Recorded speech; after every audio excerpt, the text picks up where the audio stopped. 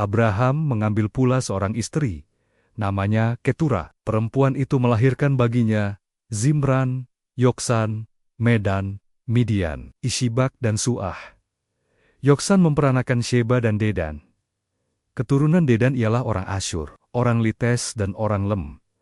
Anak-anak Midian ialah Eva, Efer, Henoh, Abida dan Eldaa. Itulah semuanya keturunan Ketura. Abraham memberikan segala harta miliknya kepada Ishak, tetapi kepada anak-anaknya yang diperolehnya, dari gundik-gundiknya, ia memberikan pemberian. Kemudian ia menyuruh mereka masih pada waktu ia hidup meninggalkan Ishak, anaknya, dan pergi ke sebelah timur, ke tanah timur. Abraham mencapai umur 175 tahun, lalu ia meninggal. Ia mati pada waktu telah putih rambutnya, tua dan suntuk umur.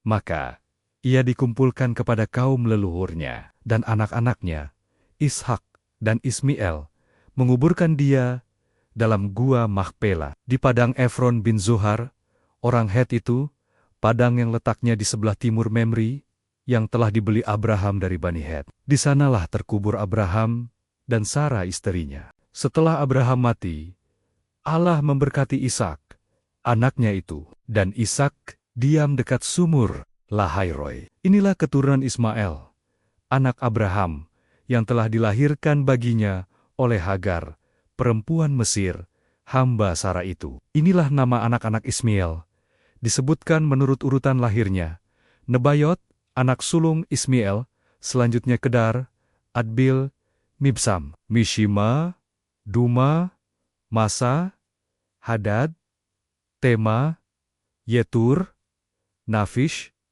dan Ketma. Itulah anak-anak Ismail, dan itulah nama-nama mereka, menurut kampung mereka, dan menurut perkemahan mereka, 12 orang raja, masing-masing dengan sukunya. Umur Ismail ialah 137 tahun. Sesudah itu ia meninggal, ia mati, dan dikumpulkan kepada kaum leluhurnya. Mereka itu mendiami daerah dari Hawila sampai Syur, yang letaknya di sebelah timur Mesir ke arah Asyur. Mereka menetap berhadapan dengan semua saudara mereka. Inilah riwayat keturunan Ishak, anak Abraham. Abraham memperanakan Ishak, dan Ishak berumur 40 tahun, ketika Ribka, anak Betuel, orang Aram dari Padan Aram, saudara perempuan Laban, orang Aram itu, diambilnya menjadi istrinya. Berdoalah Ishak kepada Tuhan untuk istrinya, sebab istrinya itu mandul. Tuhan mengabulkan doanya, sehingga Ribka, istrinya itu, mengandung. Tetapi anak-anaknya bertolak-tolakan di dalam rahimnya, dan ia berkata, "Jika demikian halnya, mengapa aku hidup?" Dan ia pergi meminta petunjuk kepada Tuhan. Firman Tuhan kepadanya, "Dua bangsa ada dalam kandunganmu, dan dua suku bangsa akan berpencar dari dalam rahimu. Suku bangsa yang satu akan lebih kuat dari yang lain, dan anak yang tua akan menjadi hamba kepada anak yang muda. Setelah genap harinya untuk bersalin, memang anak kembar yang di dalam kandungannya, keluarlah yang pertama. Warnanya merah, seluruh tubuhnya seperti jubah berbulu. Sebab itu ia dinamai Esau. Sesudah itu, keluarlah adiknya. Tangannya memegang tumit Esau. Sebab itu ia dinamai Yakub. Ishak berumur 60 tahun pada waktu mereka lahir. Lalu bertambah besarlah kedua anak itu.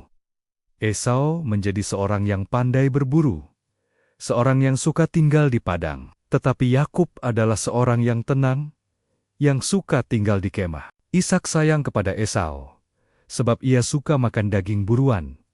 Tetapi Ribka kasih kepada Yakub.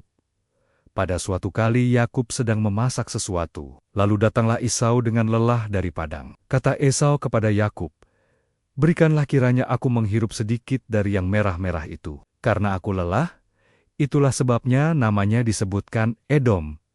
Tetapi kata Yakub, "Jualah dahulu kepadaku hak kesulunganmu." Sahut Esau, "Sebentar lagi, aku akan mati. Apakah gunanya bagiku hak kesulungan itu?" Kata Yakub, "Bersumpahlah dahulu kepadaku."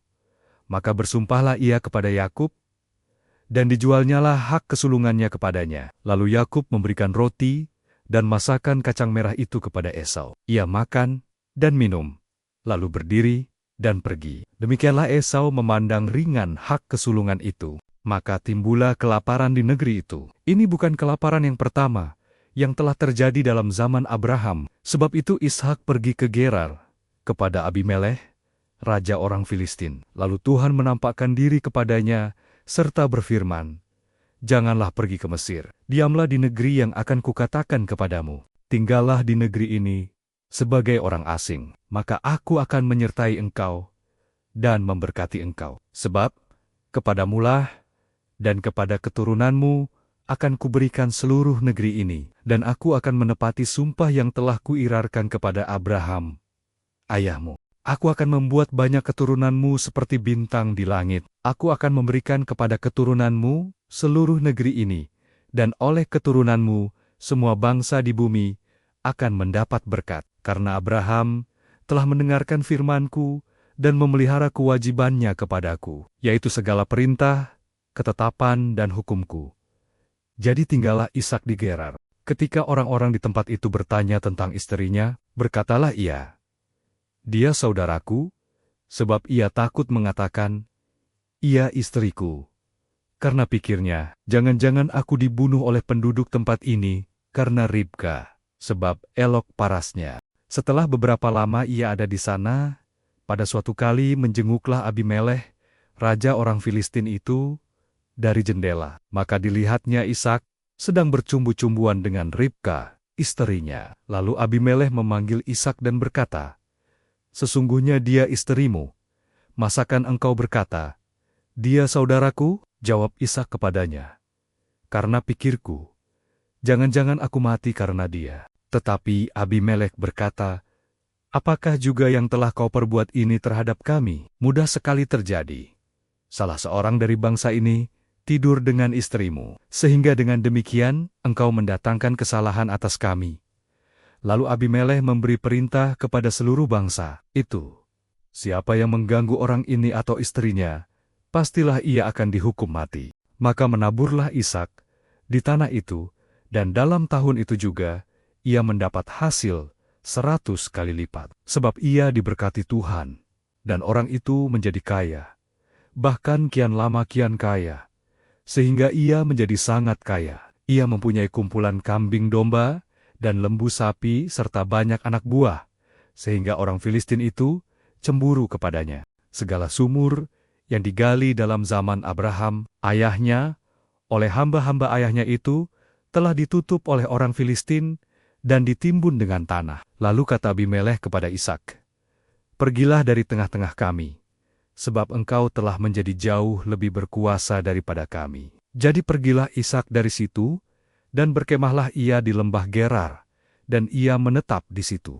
Kemudian Ishak menggali kembali sumur-sumur yang digali dalam zaman Abraham, ayahnya, dan yang telah ditutup oleh orang Filistin sesudah Abraham mati. Disebutkannya lah nama sumur.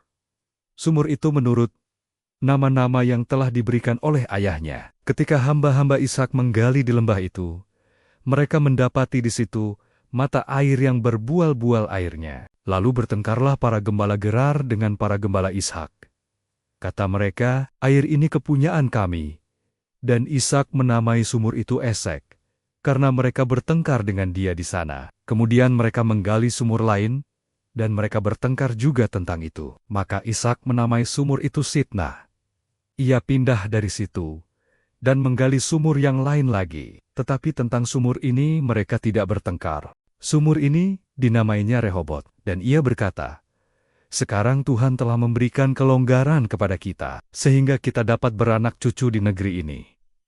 Dari situ ia pergi ke Bersheba. Lalu pada malam itu Tuhan menampakkan diri kepadanya serta berfirman, "Akulah Allah ayahmu Abraham, janganlah takut, sebab aku menyertai engkau. Aku akan memberkati engkau dan membuat banyak keturunanmu karena Abraham, hambaku itu." Sesudah itu Ishak mendirikan mezbah di situ dan memanggil nama Tuhan. Ia memasang kemahnya di situ, lalu hamba-hambanya menggali sumur di situ. Datanglah Abimelekh dari Gerar mendapatkannya, bersama-sama dengan Ahuzat, sahabatnya, dan Pikol, kepala pasukannya. Tetapi kata Ishak kepada mereka, "Mengapa kamu datang mendapatkan aku? Bukankah kamu benci kepadaku dan telah menyuruh aku keluar dari tanahmu?" Jawab mereka, "Kami telah melihat sendiri bahwa Tuhan menyertai engkau. Sebab itu kami berkata, baiklah kita mengadakan sumpah setia antara kami dan engkau. Dan baiklah kami mengikat perjanjian dengan engkau, bahwa engkau tidak akan berbuat jahat kepada kami, seperti kami tidak mengganggu engkau, dan seperti kami semata-mata berbuat baik kepadamu, dan membiarkan engkau pergi dengan damai. Bukankah engkau sekarang yang diberkati Tuhan?" Kemudian Ishak mengadakan perjamuan bagi mereka, lalu mereka makan dan minum. Keesokan harinya pagi-pagi bersumpah. Sumpahanlah mereka. Kemudian Ishak melepas mereka, dan mereka meninggalkan dia dengan damai. Pada hari itu datanglah hamba-hamba Ishak memberitahukan kepadanya tentang sumur yang telah digali mereka, serta berkata kepadanya, "Kami telah mendapat air." Lalu dinamainyalah sumur itu Sheba. Sebab itu nama kota itu adalah Bersheba sampai sekarang. Ketika Esau telah berumur 40 tahun, ia mengambil Yudit, anak Biri orang Het, dan Basmat, anak Elon, orang Het, menjadi istrinya. Kedua perempuan itu menimbulkan kepedihan hati bagi Ishak dan bagi Ribka.